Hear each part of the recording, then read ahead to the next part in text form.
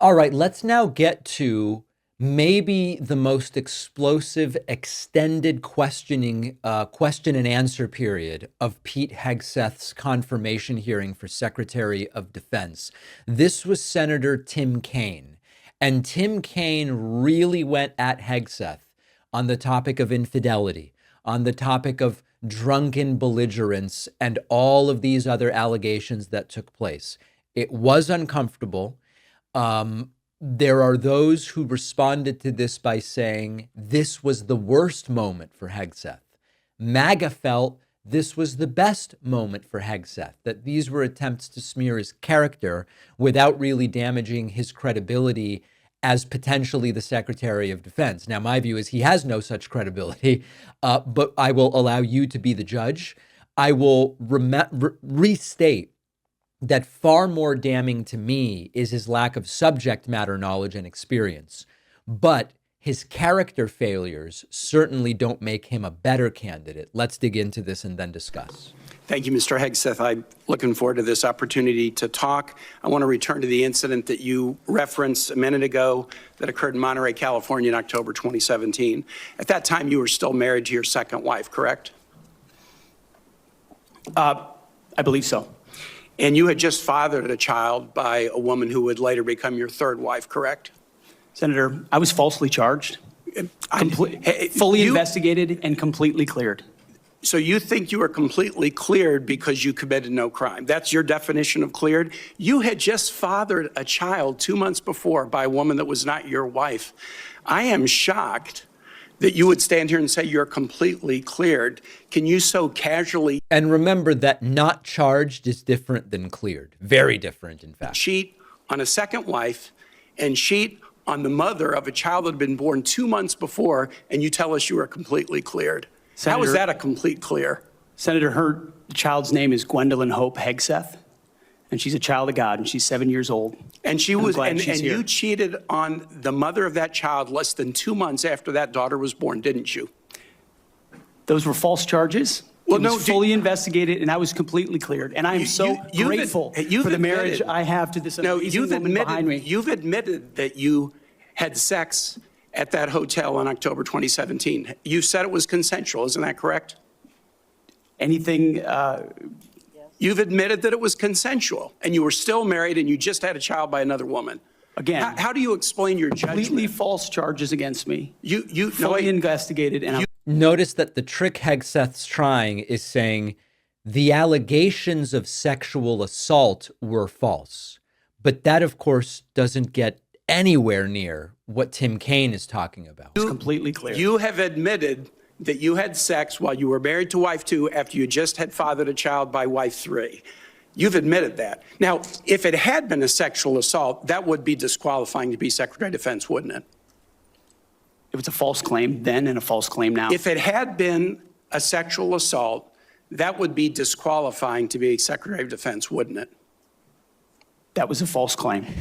So you talking about a hypothetical. So you can't tell me whether someone who has committed a sexual assault is disqualified from being Secretary of Defense?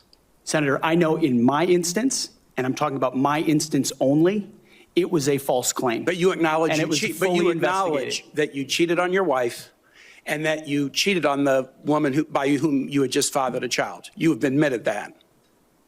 I will allow your words to speak for themselves. You're not retracting that today. That's good. I assume that in each of your weddings, you've pledged to be faithful to your wife. You've taken an oath to do that, haven't you? Senator, as I've acknowledged to everyone in this committee, not a perfect person, not claiming to be. But no, I just asked a simple question. You've taken an oath like you would take an oath to be Secretary of Defense in all of your weddings to be faithful to your wife. Is that correct?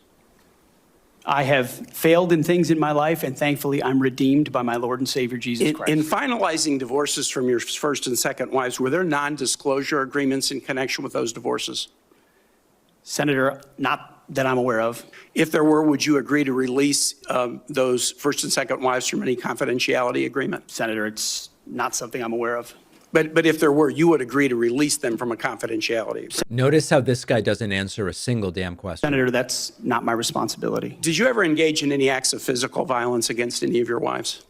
Senator, absolutely not. But you would agree with me that if someone had committed physical violence against a spouse, that would be disqualifying to serve as Secretary of Defense, correct? Senator, absolutely not have I ever done that. You would agree that that would be a disqualifying offense, would you not?